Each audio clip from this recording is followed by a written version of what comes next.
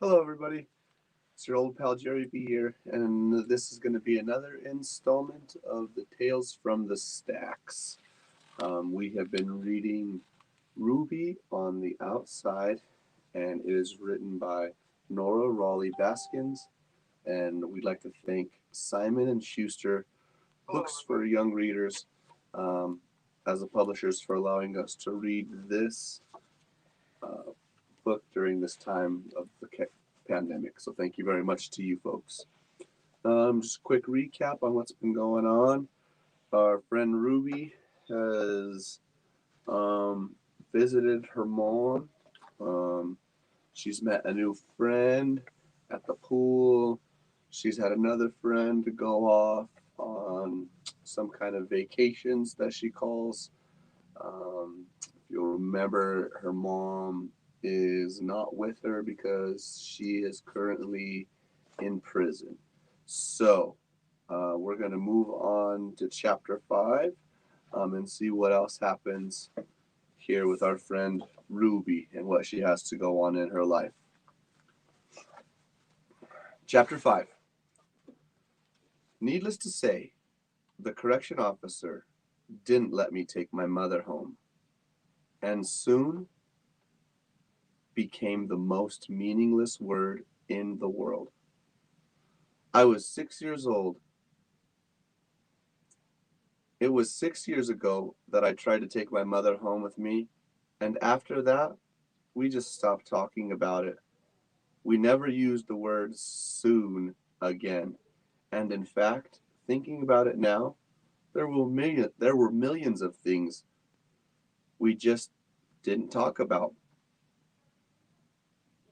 We didn't talk about those certain things, but still, sometimes I would hear Matu on the phone with my mother, or the two of them talking in front of me in cryptic sentences about things they thought I didn't understand.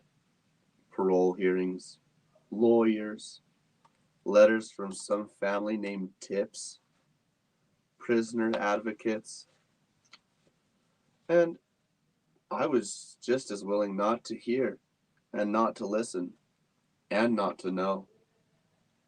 I had figured out one thing very clear that day. My mother was not coming home. And from then on, everything shifted from waiting to coping. The same CO was still there, not every single time I visited, but a lot of the time. Even though she knew me by name and I knew hers, Officer Monroe, she was actually the nice one. There was other semi-nice ones, Officer Patterson, and a meanish one, Officer Charles. And then there was Officer Rubens. Table 14, Officer Rubens told us one visit. I didn't want table 14. Table 14 was right next to the vending machines, and there was no privacy. But I didn't say anything. I must have been visiting my mother for a couple of years by then, and I may have only been 7 years old, but I knew better than to make any trouble. Matu and I sat down and waited. Sometimes it took a long time for my mother to arrive. Sometimes it took forever. They had to call down to the housing unit, and my mother might not be ready. It was like it wasn't like we were here for a doctor's appointment or a business meeting. It was prison. We just had to wait.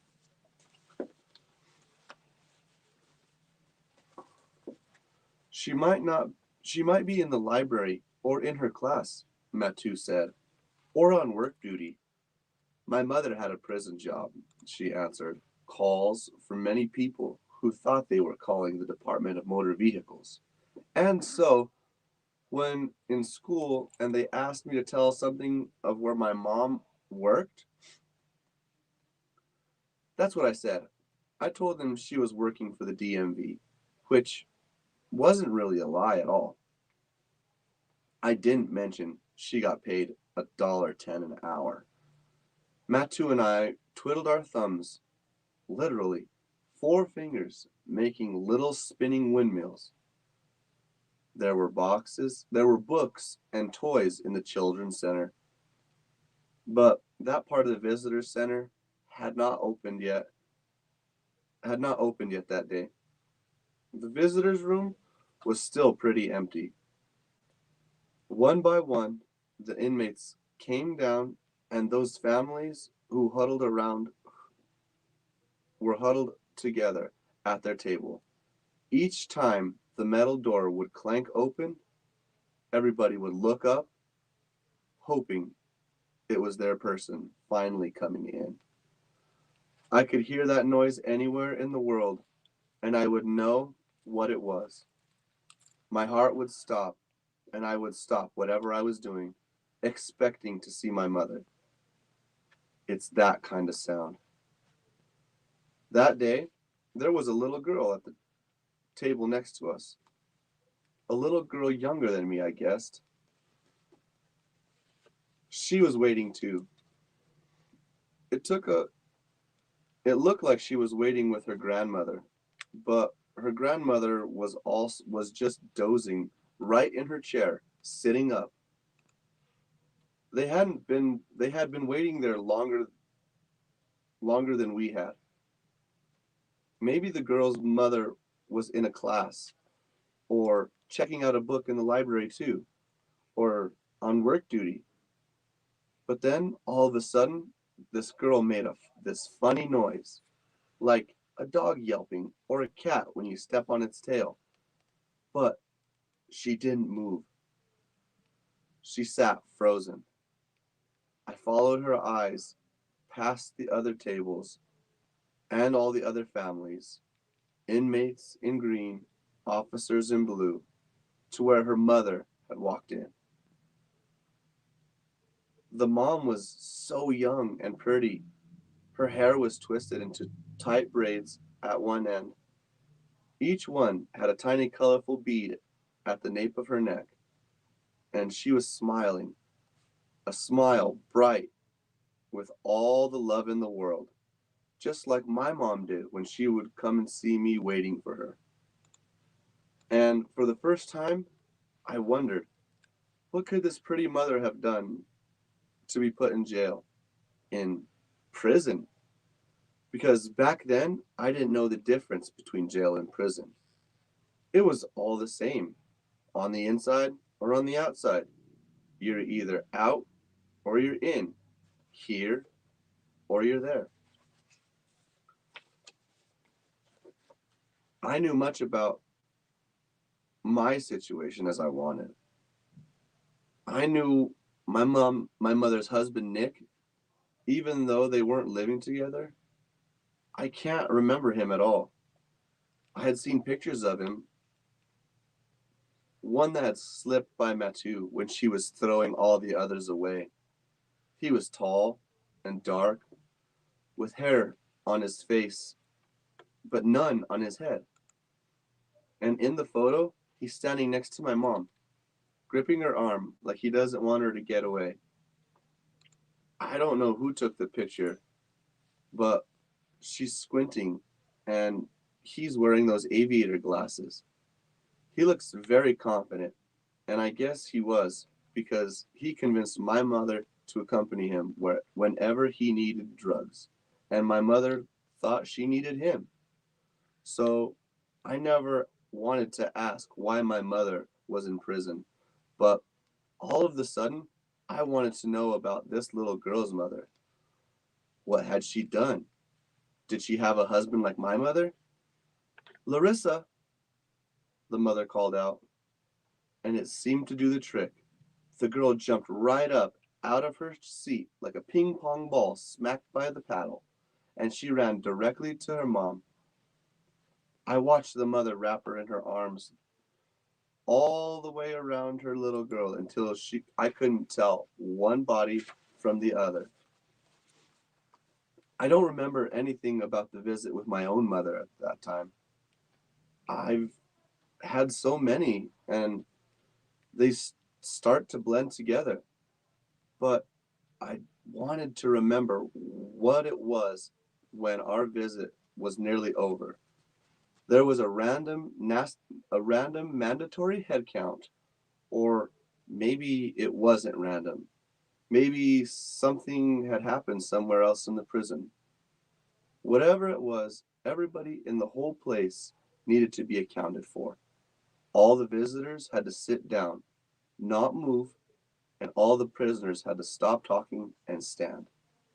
Don't move, Officer Rubens started counting with his little clicker. Everyone in green, everyone standing up. It took another forever. And then no one said why. All the moms, sisters, and daughters, all taken back to their cells, and we all had to leave. It was just one of those things. I'm just going to the ladies' room before we leave, Ruby, Matu said. Wait here. I waited, and I thought about that little girl again, and I just had to know. I remembered her mom calling her name, Larissa. I took a chance. Can you tell me what Larissa's mother did? I stepped up to the CEO. Why is she in here? A lot of the correction officers were women, but Officer Rubens was a man. He was tall, at least to me, and pretty fat. His face was scarred with tiny indents. He never smiled. So I don't really know where I got the courage to talk to him at all. Just 7-year-old stupidity, I guess, combined with this strange new urge to find something out. Larissa's mother? He looked down at me. I thought he was going to answer me. Maybe I had been wrong. Maybe he was nice after all. Yeah, that girl and her grandmother, they're sitting next to me and my mom. Table 15? Larissa.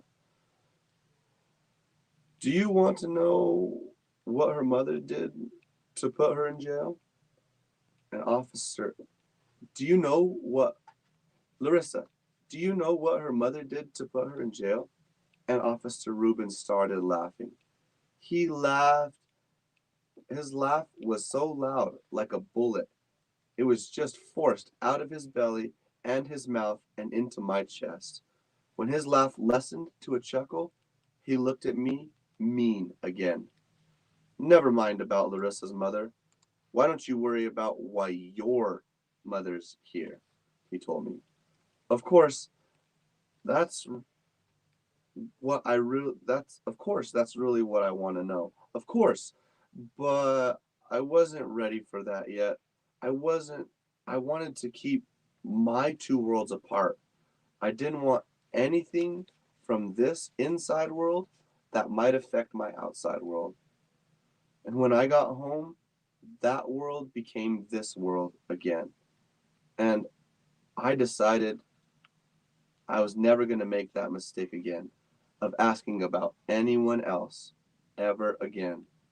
And then hopefully, no one would ask me about my mom. Not even, and not especially, not me. Visiting hours before Bedford Hills are 80 are from 8:30 in the morning to 3:30 in the afternoon, which means during the school year I can only see my mom on weekends. And now, even though the school was out for the summer, I still have to wait a full week before I can see my mother again. During the week, I'm supposed to go to the pool where two other kids in the condo run a camp. The good news is that Christine left for her real sleepaway camp in Maine or Maryland or Massachusetts. I wasn't really listening when she told me. And that Margaret gets stuck here with me and that Matu seems to have forgotten all about taking me to get a fancy haircut. This is so boring, I say, but I wasn't really bored. I'm happy to be out of the house and happy that Margaret is in camp with me. Happy that it's not raining and happy that it's not too hot. And happy that they have a Quran board. So I'm not bored at all, but Kristen makes fun of me if I get too excited about things. So I think I have to act like I am. Really? I'm not, Margaret said. She's standing on the other end of the board, getting ready to shoot piece, her red checker piece into the hole, if she can. I love Quran. And wow, that's so cool. But now I feel stupid for for saying that I was bored when I wasn't. And maybe it made her feel stupid, which makes me feel worried. I really want her to like me. I wouldn't want to hurt her feelings. Do you want to do something else? She asked. She missed, and it's my turn. Oh no, I said quickly. I love Karam too. I just thought you were bored. So I was bored. I know, weird, right? Margaret just looked at me. She says, not weird at all. I feel a big smile take over my face. Matu might be right about smiling makes you feel good. I look down at the wooden board, position my fingers, take my shot, and I miss too. There's no cabins at this camp, or a dining hall, or whatever else they probably have at a real summer camp. We have condo pools and a couple of high school girls from our condo as counselors, and grass on the other side of the fence. There's a picnic table, which we are having lunch. My mother made me a peanut butter and jelly sandwich. Again, Margaret said. There are only 5 of us by noon. The one boy who comes usually leaves around 11. I think this is more of a drop-off babysitting. It's not like we learn to make fire, sing camp songs, or roast weenies, though I think that stuff might be fun too. But right now, it's me and Margaret, one annoying 7-year-old girl named Elise, and our 2 counselors, Patrice and Yvette. I have peanut butter too. Me too, I tell Margaret, and we both open our mouths and bite. Patrice is a funny name for a kid, Elise is saying to one of the counselors. Elise has finished her lunch, apparently, and she gets one of those packaged lunches from the grocery store with the little compartments of cheese and grapes and a container of milk, which Yvette keeps as advertised in her flyer in a cooler, which is never that cool. But Elise doesn't mind it, though. She doesn't seem to have eaten much of it. It's not funnier than Elise, Patrice says. She's trying to have a high school type conversation with Yvette, but Elise keeps interrupting. Yes, it is, Elise says. It's like an old fashioned name, like an old lady name. Geez, Elise, thanks for that, Patrice answers, but she doesn't turn her head. She and Yvette are both sitting on the same side of the picnic table, particularly whispering at each other. They, when they talk quiet like this, they're talking about boys. Go finish your lunch, Yvette shoos her away. We'll go for a swim after rest time, Patrice says, and then they'll get back. They get back to their whispers. I think that Elise is going to start bothering us now, but she doesn't. She looks kind of dejected. She gets up from the table and slumps down into the grass. I feel sorry for her, Margaret says. Yeah, me too, I say. So, she's got no one her age to hang out with. But that hadn't occurred to me until just then. I know what that feels like to sit alone and feel left out, watching other kids hang out with their best friends. But at this moment, now I do not have to be done, I can see now how sad that it is for someone else. After we finish eating, Margaret and I are sitting under the shade of one of the full-grown trees in the whole complex. It's a big, thick tree which has roots gnarled and poking out of the ground all around the base, like giant bark fingers. We each have our favorite finger to sit on, and we eat and talk. We watch Elise start bouncing her pink rubber ball, and she keeps in her pocket on the concrete. Elise and her parents live in the unit right next to mine. She's always bouncing that ball against the front step. Too bad there aren't more little kids for her to play with, I say. She doesn't have any brothers or sisters either, so she's alone all the time. I say this mostly I say this mostly because I want to look like I have something to offer, even if it's just how much I know about the neighborhood. Like, maybe that's another benefit of being my friend. Margaret looks at me with a sad face, and I wonder what I've said wrong. It's like I must have said something wrong. I'm sure I have, but I don't know what it is. I used to have a brother, she says, so now I know. Oh, I mean, like that, like there's something wrong with that or anything? I mean, I don't have a brother or sister either, and I'm rambling because I probably because this probably not at all what Margaret meant. But before I can fix it or make it worse or anything, she stands up and brushes the peanut butter and jelly crumbs off of her shorts. Let's play another game of Karam before they make us reset our towels, before they make us rest on our towels. She looks pretty happy again. Okay, I say, want to ask Elise to play? Margaret nodded, and smiled. Yeah, that's a great idea.